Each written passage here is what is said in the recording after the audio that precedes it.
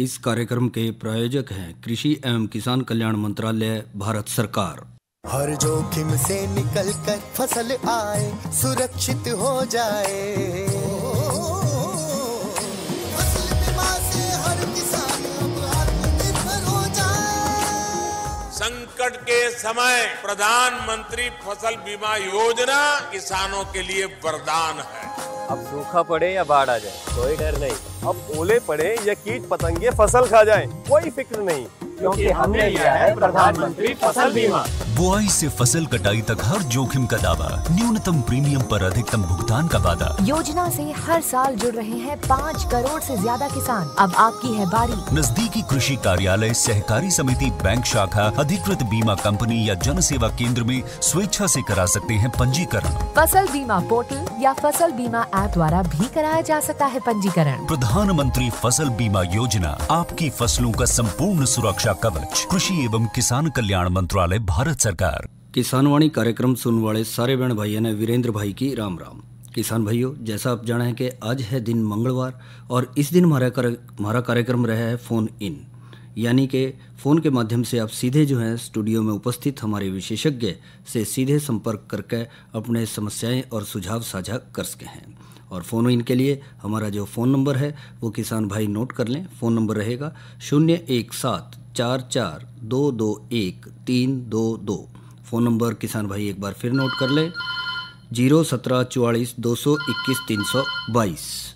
और इसके साथ साथ जो आज का विषय रहेगा वो होगा रबी फसलों की कटाई व बिक्री में सावधानियां, और विशेषज्ञ होंगे डॉक्टर सतीश कुमार, तकनीकी सहायक, खंड कृषि कार्यालय कुरुक्षेत्र से। इनसे बातचीत कर रहे हैं गिरधारी भाई। तो आओ सुने कार्यक्रम फ़ोन इन। कार्यक्रम के सभी सुनाने गिरधारी की राम राम। साथियों, दिन मंगलवार कार्यक्रम फ़ोन इन, और सीधे ही हम विषय पे आते हैं कि आज का जो हमारा विषय है वो रहेगा कि रबी फसलों की कटाई व बिक्री में सावधानी। और हमारे विषय हैं डॉक्टर सतीश कुमार, जो तकनीकी सहायक हैं, उप निदेशक कृषि एवं किसान कल्याण विभाग कुरुक्षेत्र के अंदर। डॉक्टर साहब, स्वागत है। गिरधारी भाई, आपका को मेरा नमस्कार, और कार्यक्रम सुन रहे सभी किसान भाइयों को राम राम। जिस साथियों ने अपना रेडियो सेट देर से खोला उनके लिए बता दें कि हमारा जो फ़ोन नंबर है वो 221-322, यानी जो कुरुक्षेत्र से बाहर के हैं मोबाइल से फ़ोन करेंगे उनके लिए STD कोड लगाना आवश्यक होगा, जो है 01744, यानी 01744-221-322। डॉक्टर साहब, 6 महीने की फसल है, पक्के तैयार हो गई है और अब मंडी में जानी भी शुरू हो गई है, लोग उत्साहित भी हैं क्योंकि पूरा कुछ उस पर निर्भर करता है। ऐसे में बहुत आवश्यक हो जाता है कि जिस फसल को इतने प्यार से, मेहनत से लगाया है, उसकी कटाई और उसकी बिक्री में कुछ विशेष बातों का ख्याल रखा जाए ताकि किसान साथियों को जो लाभ है वो पूरा मिल सके। जी गिरधारी भाई, जो पिछले अनुभव आपने भी पीछे देखे हैं, थोड़ी सी लापरवाही होती है और किसान की सारी करी कराई मेहनत पानी में चली जाती है जी। और अगर उन पिछले अनुभवों से सीखा जाए, और सीखना भी चाहिए, तो कुछ छोटी छोटी सी बातें हैं। हालांकि ये आज का विषय सभी किसान भाई सोच रहे होंगे भी बड़ा सादा सा विषय है, बिल्कुल, लेकिन ये सादा विषय नहीं है। इसमें देखिए पीछे कितना नुकसान, जान का नुकसान, माल का नुकसान, बने बनाए घरों का नुकसान, और फिर सबसे बड़ी बात, जिसके लिए 6 महीने आदमी मेहनत करता है, किसान मेहनत करता है, वही फसल हाथ नहीं आती, और अपने बच्चों की तरह से किसान अपनी फसल को पालता है और थोड़ी लापरवाही में उसका नुकसान हो जाता है। किसान साथी सोच रहे होंगे, हाँ, ये कटाई में सावधानियां, बिल्कुल छोटा से काटी रहे हैं, बिल्कुल छोटा सा विषय है, लेकिन जब आप इस पर चर्चा हम लोग करेंगे तो वो खुद महसूस करेंगे कि वाकई आंखें खुलेंगी जी। और गेहूं की फसल भीषण गर्मी में आती है, धान की फसल में तो बारिश भी हो जाती है, पानी भी अवेलेबल, नमी है। गेहूं की फसल तो बिल्कुल सूखे में है और मौसम भी साथ नहीं देता, और उस वक्त अगर एक छोटी सी चिंगारी, एक बीड़ी का टुकड़ा भी किसान की या मजदूर की गलती से गिर गया तो वो सैकड़ों एकड़ में फैल जाती है और बस्तियां लील जाती है। कहावत है ना भी, जोर से गर्म सांस ले ले उससे भी आग पकड़ जाती है। और आग तो किसान खुद भी देखते हैं कि सड़क के इस साइड मान लिया एक तरफ अगर चिंगारी है तो दूसरी तरफ तक पहुंच जाती है और वहां भी नुकसान करती है। इसलिए सिर्फ एक नदी को छोड़ती है, अभी बीच में अगर नदी हो तो दूसरी तरफ जाने में थोड़ी दिक्कत है, अन्यथा तो कोई कुछ भी आ जाए बीच में सबको लीलती हो जाती है। इतनी चिंगारी खतरनाक हो जाती है। इसलिए किसान भाइयों को मैं दोबारा से निवेदन ही करूँगा कि भाई जो बातें हम अब चर्चा में करेंगे उन पे ध्यान दें। जैसे बिल्कुल छोटी छोटी सी बातें हैं, हम एक संदेश पिछले 15-20 दिन से कृषि विभाग, आपका भी विभाग और दूरदर्शन भी और अन्य जो भी कृषि विज्ञान केंद्र है या जो किसान के हितों के लिए जो भी अदारे काम कर रहे हैं, सब एक संदेश दिए जा रहे हैं कि भाई जो आपका ट्यूबवेल है, ट्यूबवेल के ऊपर जो आपका ट्रांसफार्मर है, ट्रांसफार्मर के नीचे तो कोई फसल नहीं होती, सिर्फ वीड्स होते हैं, खरपतवार होते हैं या गंद कबाड़ होता है, भाई आप उसको साफ कर लें। जी बिल्कुल, ये संदेश हम पिछले 15 दिनों से दे रहे हैं और आज इस प्रोग्राम के माध्यम से भी मैं पुरजोर मेरी अपील रहेगी कि भाई वो 20 फुट का 15 फुट का टुकड़ा होता है, किसान भाई उसको साफ रखें, क्योंकि थोड़ी सी भी चिंगारी पहले उसी पे आती है और वो फिर आगे फैल जाती है, घास से फिर आगे जाएगी। हाँ जी, है तो खरपतवार लेकिन फसल खराब करती है। हाँ, इसके अतिरिक्त किसान भाई अपने ट्यूबवेल के कोठे में प्लास, पेचकस, प्लास्टिक का दस्ताना रबड़ का, जी जब वो एकदम विपदा पड़ती है तो फिर उस टाइम आदमी होश भी खो बैठता है। बिल्कुल ये रखें, बिल्कुल कोई 100-200 रुपए की चीज़ें हैं लेकिन ये फ़ायदा बहुत कर सकती हैं। एट ए टाइम मान लिया कोई ऐसी घटना हो भी जाती है और फ्यूज काटना है, तो इसमें भी देखा है कि हड़बड़ाहट में किसान अपनी जान पे करंट ही खा लेगा। हाँ, करंट ही खा लेता है। तो ये 2-3 चीज़ें हैं। और इसके अलावा अगर जो वहाँ पे जो बच्चा है उसमें पानी रखें। इसके अलावा देखिए किसान आमतौर पे अपने जो भी इम्प्लीमेंट है उसकी साफ़ सफाई करके खड़ी कर देता है, लेकिन ये एक ऐसा मौका, इसमें अगले महीने से सारे इम्प्लीमेंट प्रयोग होने हैं खेत में। बिल्कुल, तो एक टिल्लर, हैरो, जो भी एक कम से कम ऐसा इम्प्लीमेंट जरूर रखें जो इस मौसम में इस टाइम पे लाके अपने खेत पे रखें। जी। और इसके अतिरिक्त कोई मान लिया किसी किसान भाई के पास 2 ट्रैक्टर है, तो एक जो हल्का ट्रैक्टर कम हॉर्स पावर का है या पुराना ट्रैक्टर है जो है फार्मर या जो किसान अफोर्ड कर सकते हैं, वो ट्रैक्टर भी वहाँ रखें। जी। इसके अलावा ये तो चलो आग का विषय है, इसके अलावा मान लिया बारिश का भी है, प्लास्टिक की शीट रखें, ट्राली भरी हुई लदी हुई है उसके ऊपर ढक लें उसी टाइम। लेकिन जब बारिश आ जाएगी तो वो फिर उस टाइम भागने से कुछ बनता नहीं है। बिल्कुल। और छोटी छोटी सी सावधानियाँ और बहुत हैं। मान लिया वो किसान आमतौर पे क्या करता है कि भाई कंबाइन वाले को बोल देगा कि भाई मेरे खेत में वो किल्ले हैं वो काट देना। जी नहीं, सरासर गलत है। आप जब भी आपने उसको इनवाइट किया उसको हार्वेस्टर वाले को, आप उसके पीछे तो रहें कम से कम, क्योंकि चिंगारी उसमें से भी निकलती है, उसकी जो बेल्ट्स होती हैं, जो पुली होती है, उसमें से चिंगारी निकलती है। अगर आप पीछे है, क्योंकि वो ड्राइवर है, उसका ध्यान तो हार्वेस्टिंग मशीन चलाने पे है। बिल्कुल। आप उसके पीछे रहेंगे, अगर कोई ऐसी बात हो भी जाती है उसी टाइम कंट्रोल कर लेंगे। तो ये छोटी छोटी चीज़ें हैं, किसान को इनका ध्यान रखना चाहिए। अब तो सारी जो है लगभग जो गाय का लो, कटाई का लो, वो तो कम शुरू हो गई है, लेकिन कुछ एक जगह अब भी है जो थ्रेशर चल रहे हैं। जी। तो उसमें भी विशेष ख्याल रखना पड़ता होगा। उसमें थ्रेशर में तो बड़े छोटे थ्रेशर तो वो तो रहे ही नहीं जो पुरानी टेक्नोलॉजी थी। अब या तो सीधा बड़ा है जी, और या फिर जो मोटर वो आए हुए हैं, रिपर बाइंडर बोलते हैं मशीन, जो 5-1 लाख रुपए की आती है, वो आए हुए हैं। उसमें वही है, आप उसका रास्ता पहले बना लें। वो कंबाइन में भी लागू होती है वही चीज़, उसमें रास्ता पहले बना लें और उसके बाद एक साथी अपने साथ जरूर रखें जी, जो आपको किसी भी ऐसी कोई घटना उसकी उसी टाइम आपका सहारा बने, आपको हेल्प करे। तो ये चीज़ है, ध्यान रखें। और हार्वेस्टिंग कंबाइन में तो जो थ्रेशर है, हार्वेस्टिंग कंबाइन है, ये तो किसान को जरूर ही मतलब उसमें चौकसी की आवश्यकता है, क्योंकि उसने थोड़े टाइम ही चलना है और उसी में अगर किसान लापरवाही कर जाता है तो नुकसान हो सकता है। थोड़ा साथ ये भी करते हैं, कंपेन लगाई, गेहूँ निकाल भी ली, डेढ़ बिल का लिया, वह तो अब ट्रैली में साथ लगाई और बेच दी, लेकिन मंडी का टोकन नहीं मिलता या उसको गेट पास नहीं है, वो खेत में खड़ा रखता है और पास यूँ ही आग जला के बैठ गए। हाँ जी, खास करके ये जितनी भी छोटी घटनाएं पीछे बड़ी रूप धारण करी हैं, उसमें यही देखने में आया है कि किसी मजदूर ने बीड़ी का टुकड़ा ही फेंका था, क्योंकि उस टाइम पर आमतौर पर हरियाणा सरकार पिछले कई वर्षों से बिजली की सप्लाई तो काट ही देती है जी। तो किसान की छोटी सी लापरवाही, मजदूर की लापरवाही है, उसने बीड़ी का टुकड़ा फेंक दिया लगा के बिना बुझाए। ऐसी हरकत किसान ना, मतलब या मजदूर है वो ना करे, इस चीज़ को ध्यान दे। अगर वो बीड़ी की उसको लत है भी है तो उसको फिर छोटे से टुकड़े को भी पाँव से या मिट्टी से उसके ऊपर मिट्टी डाल दे, उसको दबा दे, ताकि वो अग्नि का रूप ना ले। जी, ये सावधानी रखनी चाहिए। और छोटी छोटी सी चीज़ें ही हैं जिनके कारण बड़ा नुकसान होता आया है, पीछे भी हो सकता है, ये तो कह ही नहीं सकते, होता आया है। पता नहीं क्या कब हो जाए। हम ये भी कुछ जरूरत नहीं कहने की भी आज तक नहीं हुआ तो भी क्या जरूरत है, और घटना कब घटे। बिक्री की अब जैसे जैसे टेक्नोलॉजी बढ़ रही है, इस बार तो हरियाणा सरकार ने जो मेरी फसल मेरी ब्यौरा पोर्टल है उस पर आपको टाइम सेलेक्ट करने की भी ऑप्शन दी है। भाई आपने जिस दिन मंडी में अपनी उपज लेके जानी है वो आप अपना चूज सेलेक्ट कर लें जी, और ताकि आपको बिक्री के समय कोई परेशानी ना आए। और आप उसी के हिसाब से अपना शेड्यूल भी बना लें, आप उसी के हिसाब से कंबाइन वाले को बुलाएं, उसी के हिसाब से आप आगे आड़ती को सूचित करें, उसी के हिसाब से वो आड़ती आपकी सुविधा का ध्यान रखेगा। मार्केटिंग बोर्ड को भी इसका पता लग जाएगा भी आज इतनी तारीख को इतनी फसल आज इस सेंटर पे आनी है, वो उसके प्रयास रखेगा उसके। तो दोस्तों ये तो हो सकता है कि आपने किसी कारण से अपनी सारी फसल को मेरी फसल मेरे पेड़ में ना डाला हो और अब आप सारी आपने मंडी में बेचनी हो। नहीं, वो देखिए हमारा 90% से ज़्यादा मेरी फसल मेरी ब्यौरा 90% के आसपास दर्ज हो गया है।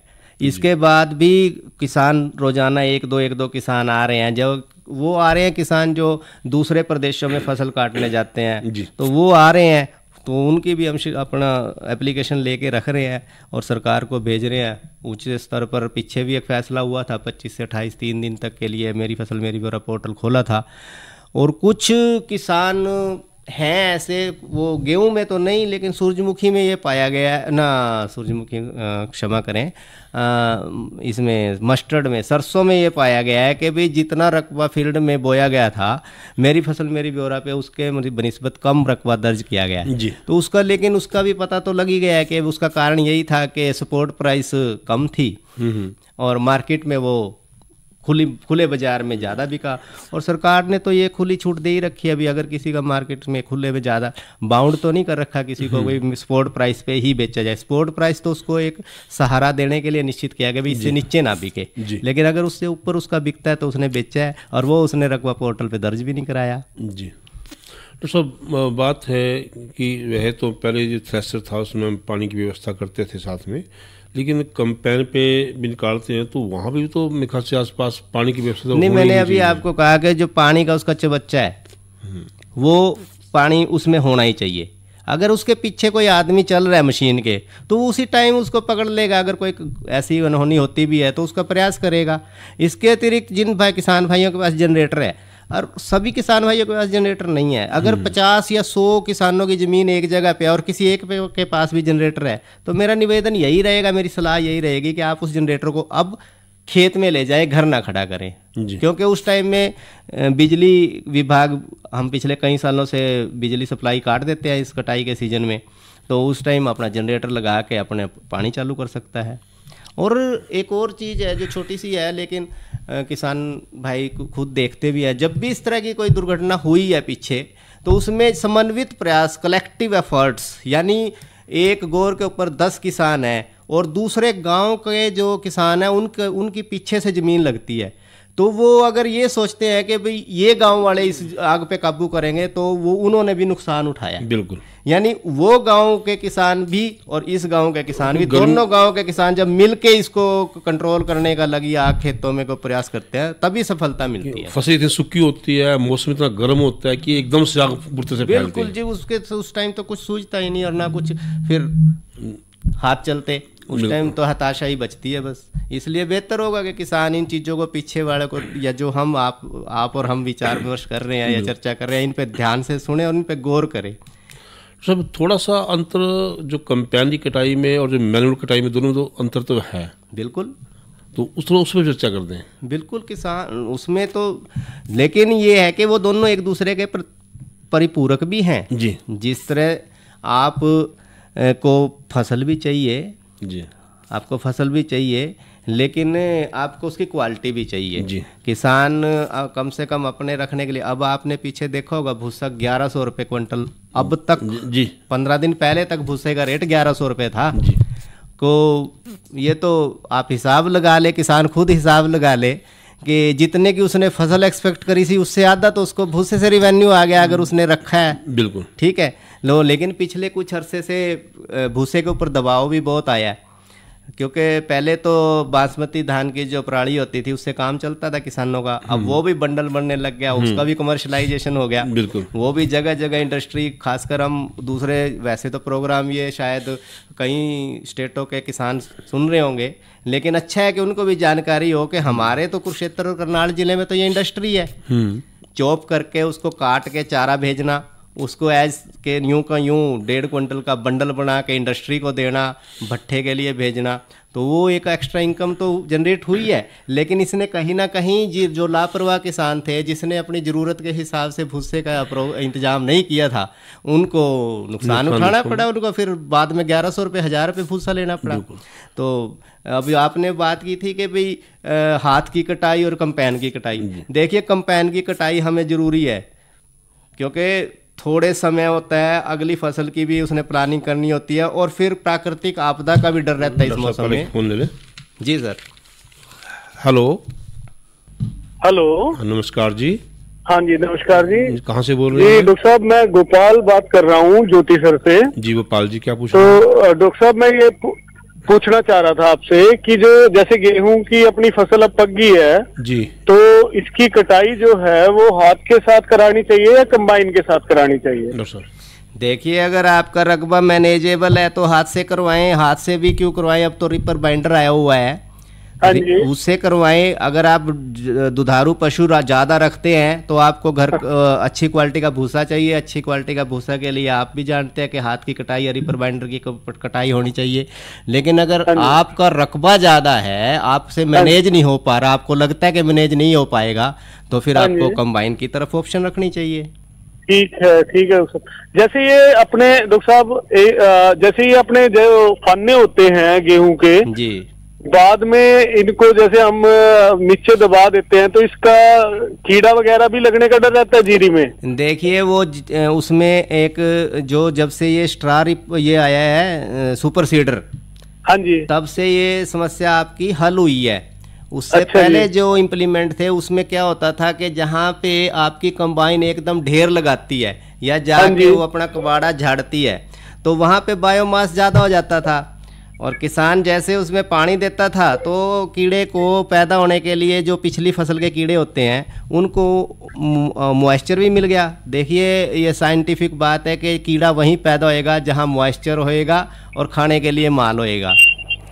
ठीक है जी, ठीक है। वहाँ पे उसको फेवरेबल कंडीशन मिलती थी तो फिर वहाँ सुंडी पैदा हो जाती थी जो अगली फसल को नुकसान करती थी। हाँ जी, वो अगली फसल को लेकिन अब जब सुपर सीडर आया है ना, इसने इस समस्या को काफी हद तक ओवरकम कर लिया है। अब आपका ये दूसरा साल है सुपर सीडर चलने का खेतों में, मानते हैं ना? तो अब ये समस्या पिछले साल और कम थी, इस साल और कम हो जाएगी, क्योंकि ये एकदम कतरे कतरे कर देता है और सारी तरफ फैला देता है, उसको ढेर नहीं लगने देता। ठीक है। और आप भी इस बात का ध्यान रखें कि जब जैसे ही कंबाइन आपके हो के गुजरी, हाँ जी, जब कंबाइन आपके खेत से निकली तो हम लोग क्या करते हैं कि भी थोड़ी सी मेहनत के चक्कर में ना हम बस यूं का यूं उसका टेंडर छोड़ देते हैं। हाँ जी, जहाँ पे कंबाइन ने ढेर लगाया तो उंगली के साथ उसको फैलाना चाहिए। उसको जो एक जगह कंबाइन ने ढेर लगा दिया, उसको दाएं बाएं फैला दो। हाँ जी, हाँ जी, बस थोड़ी मेहनत है, लेकिन आपके एक तो जो कार्बनिक मटेरियल मिलेगा आपके खेत में वो एक सार मिलेगा। हाँ जी, और एक जो आप समस्या बता रहे हैं ये आएगी ही नहीं। ठीक है, ठीक है, ठीक है। सब बात जो कटाई चल रही है तो हम कैसे देखें कि ये फसल कटने के लायक हो गई है? वो तो रंग आई विटनेस, सबसे पहले तो अगर कोई थानेदार पूछे मुलजिम को कैसे पहचानते हो, तो थानेदार यही कहेगा भाई मेरा एक्सपीरियंस है। एक्चुअली हम क्या करते हैं कि हम वहाँ पे चलते हैं कि जो अनुभवी किसान है उसके लिए हम सारी बातें कहते हैं, लेकिन जब युवा जुड़ता है ना, हम उसको इग्नोर कर देते हैं, भी उसको कैसे पता होना चाहिए चीज़ों का? नहीं, युवा भी अपने अनुभवी को साथ उसको मिलता है, ऐसी कोई बात नहीं, बल्कि अब तो विपरीत परिस्थिति है। हमारे बुजुर्ग ये कहते हैं भी ये युवा हमारे पास बैठने को राजी नहीं है। वहाँ बैठेगा नहीं वो, और हम बताएंगे उसे। एक तो उसका रंग बदल जाता है, दूसरा अपने दाने को मुंह में चबाएं, टक दे कट दे बजेगा तो समझो तैयार है। क्योंकि कई बार तो बहुत सख्त हो, इतना सख्त हो टूट के गिर जाए, इतनी सख्ती हो सकती है वो। नहीं, वो फिर भी चाहे कितना भी हो 12% से ऊपर ही रहता है मॉइस्चर जी, क्योंकि जो हमने स्टोर ग्रेन करना है, जिसको हम अभी कवर करेंगे, आप उस पर चर्चा करेंगे। स्टोर ग्रेन भी जब हम धूप लगा के फिर वो 12 से नीचे आता है जी, अन्यथा खेत में तो वो 12 से ऊपर ही रहता है उसका मॉइस्चर। तो कटाई की तो हम बात करते हैं, अगर बहुत ज़्यादा रकबा हो आपका, ये ऐसे तो कर सकते हैं कि आप कुछ को मैनुअल कटाई कर लें, हाथ से कटाई कर लें, करनी चाहिए, और बाकी को हम जो है करनी चाहिए। जो उसने जिसका देखिए हम 6 महीने जो अपनी मेहनत किसान करता है, उसमें ये ठीक है कि उसने अपनी धरती माँ का भी ध्यान रखना है, और ये तो पुरानी कहावतें भी हैं, लेकिन उसने वो हर चीज़ पैसे से नहीं तोलनी जी। जो उसके अपने दुधारू पशु हैं उनके इंतजाम के लिए उसको पता है कि मेरा इतना भूसा लगना है, वो और उतना भूसा इतने रकबे से मिल जाना है। मान लिया उसको लगता है भी 1 एकड़ का भूसा उसका बहुत है, वो 1 एकड़ हाथ से कटवा ले, इससे एक तो स्थानीय रोजगार को हम ये कहते हैं, जो हमें मजदूर हैं रोजगार उनको मिल जाएगा, स्थानीय रोजगार मिल जाएगा। और रोजगार के साथ जो मजदूर जब स्थानीय रोजगार आता है वो दिहाड़ी तो लेता ही है, उसके साथ अनाज भी उसको मिलता है, बिल्कुल, तो उसके भी परिवार को खाने को भोजन मिलता है। तो वो आपके पशुओं को भूसी मिल गया, आपके पशुओं को बढ़िया क्वालिटी भूस तो वहाँ भी मिलेगा, लेकिन इसकी क्वालिटी उससे अच्छी होती है। अब बात सब आपने फसल काट भी ली, खेत कंपाइन लगा के खेत से आप मंडी में ले गए। मंडी में कुछ एक बातों का विशेष ख्याल रखना पड़ता होगा, जैसे कि फसल को दिक्कत ना हो। वही एक ही बात, लापरवाही अगर नहीं है। पहले फोन ले लें। हेलो हेलो हेलो, हाँ जी, नमस्कार जी डॉक्टर साहब। नमस्कार जी, कहाँ से बोल रहे हैं? डॉक्टर साहब, गेहूं के साथ हमने सरसों बो रखी है जी। पहले तो आप कहाँ से बोल रहे हो? हेलो, आपका गांव कौन सा है? नाम मेरा प्रवीण है जी, गांव पिलनी, जिला कैथल जी। हाँ जी, आप बोलिए प्रवीण जी। हाँ जी, आप पूछे, क्या पूछना है आपको? गेहूं के साथ सरसों बो रखी है जी। अच्छा, और क्या ऐसी कोई व्यवस्था है भाई ये दोनों एक साथ कट सकें जी? अच्छा, भी गेहूं भी कट जाए सरसों भी कट जाए। सरसों बात करते हैं, पता है क्या, छोटी छोटी बातें। अब आपकी जो है गेहूं मंडी में गई और आप अड्डे लगा के चले गए, वहाँ से आप मंडी में नहीं है, पीछे से डंगर आ गया, वही और साग खंडा गया, या बरसात का मौसम भी, बरसात का मौसम आ गया, वो पीछे से सारे तो समाज में अच्छे लोग नहीं हैं, चोरी चकारी हो गई तो। और अब इंट्यूशनलाइज चोरी भी पीछे ऐसी भी घटनाएं आई हैं कि इरादे से भी लेके गए हैं। एक तो होता है ना भाई, अपने परिवार के लिए 5 किलो 10 किलो सरकारी भूसे में दबा ली। हाँ जी डॉक्टर साहब, गांव पिलनी, जिला कैथल से बोल रहे हो जी, प्रवीण। हाँ जी प्रवीण जी, बोलिए। वो अभी बात चल रही थी, आवाज नहीं आ रही थी जी। गेहूं जो अपनी है उसमें अपन ने सरसों बो रखी है जी साथ में जी। अच्छा, और उसकी कटाई के बारे में पूछना था जी, इकट्ठी कटाई करवा सकते हैं क्या जी? डॉक्टर साहब, नहीं, देखो प्रवीण जी, अगर तो वो वैज्ञानिक खेती करी हुई है, एक फिक्स दूरी पे भाई 20 फुट पे एक लाइन है सरसों की, 40 फुट पे एक लाइन है सरसों की, फिर तो आप कंबाइन से करवा सकते हो, उन लाइनों को छोड़ सकते हो। लेकिन अगर आपने वैसे केरी हुई है तो पहले आप सरसों काटोगे, ऑब्वियसली सी बात है, क्योंकि सरसों पहले आ गई है आपकी।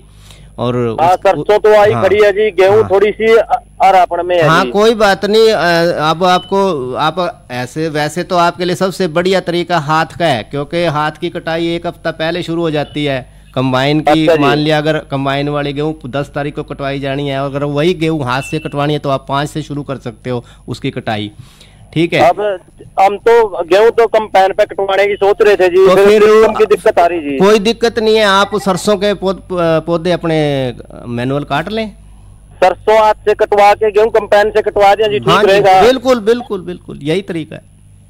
अच्छा, एक दूसरा ये पूछना था जी, कोई सरकार की ऐसी कोई स्कीम है क्या जी, सीधे मंडी में ले जा कणक और वहाँ जाके बिक जाए? हाँ जी, आप पोर्टल पे जाएं, मेरी फसल मेरी ब्यौरा पे, उसके आपके सज्जे हाथ की तरफ एक ऑप्शन आएगी। हाँ जी, उस ऑप्शन पे आप अपना टाइम फिक्स कर लें। अच्छा, सीधे हम यानी कि हम सीधे मंडी में बेच सकते हैं? आपका टाइम फिक्स हो जाएगा, आपको वो स्लॉट मिल जाएगा, उसमें आता है सिलेक्ट स्लॉट, आप उस सिलेक्ट स्लॉट करें, इतनी तारीख को मैंने जाना है मंडी में। अच्छा जी। आपको वहाँ व्यवस्था, वो आड़ती के पास वही MFMB का वो चला जाएगा, मार्केटिंग बोर्ड के पास वो मैसेज होगा कि आज मंडी में 20,000 क्विंटल गेहूँ आनी है, तो वो 20,000 का अरेंजमेंट करेंगे। ठीक है सर, धन्यवाद। धन्यवाद आपका भी। दोस्तों बात ये स्लॉट की बात चल रही थी कि भी स्लॉट तो कुछ घंटे का होगा, डे का है। हाँ, एक डे का।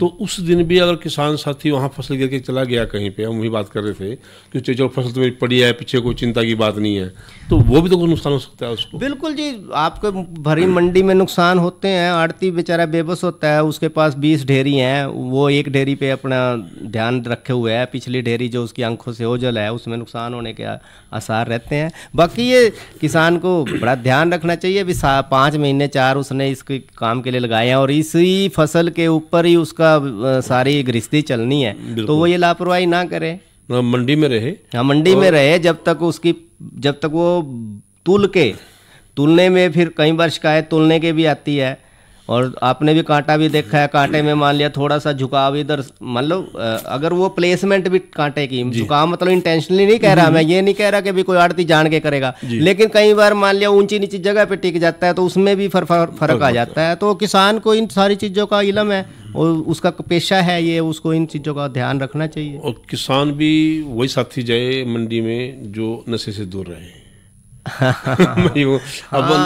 मंडी में हो भी या नशे में हो, तो होना ना होना तो एक ही बात है, फिर आपका होने वो तो खेत में भी लागू होता है जी। ये भी आप बेशक आप आंकड़े उठाएंगे ना, जिन जिन किसानों के खेतों में पीछे नुकसान दर्ज किया गया है उनमें ये प्रवृत्ति पाई गई है, वो अक्सर अपने नशे की वजह से भी लापरवाही की है उन्होंने, क्योंकि इतनी आपकी बहुमूल्य फसल है मंडी में गई है, इसके आपके सारे परिवार का और सारे साल का, एक दिन का नहीं है। एक नुकसान होता है, अभी मैं जा रहा हूँ रास्ते में मेरा नुकसान हो गया, भर लिया नहीं, जैसे चालान कट गया 500 रुपये दे दिए हो गया, ये तो ऐसा नुकसान हो जाता है जो पूरा साल भरपाई नहीं हो पाती। तो डॉक्टर सतीश जी, आप हमारे स्टूडियो में आए और आपने हमारे किसान साथियों को बहुत अच्छी जानकारी दी, इसके लिए आपका बहुत बहुत धन्यवाद। धन्यवाद गिरधारी भाई। ये तो किसान भाई सुन रहे थे कार्यक्रम फोन इन। आज का विषय था रबी फसलों की कटाई और बिक्री में सावधानियां। विशेषज्ञ थे डॉक्टर सतीश कुमार और इनसे बातचीत कर रहे थे गिरधारी भाई। इस कार्यक्रम के प्रायोजक थे कृषि एवं किसान कल्याण मंत्रालय, भारत सरकार। इधर इधर इधर हम बोल रहे हैं तेरे बीजू का। उतला बोल रहा है? पक्षियों से तो हम खेत को बचा लेते हैं, पर इन घातक रसायनों से कैसे बचाएं? मतलब? देख बेटा, तू जो ये अंधाधुंध रसायन मिलाता है ना, मिट्टी की सेहत बिगड़ने लगी है, और जब माटी ही कमजोर पड़ जाएगी तो उपज कैसे सेहतमंद होगी? अरे पहले ऐसा नहीं था, पूछना अपने बड़े बुजुर्गों से, कैसे फसल लहलहाती थी, शुद्धता झलकती थी। हाँ, माटी भी तंदुरुस्त और लोग भी।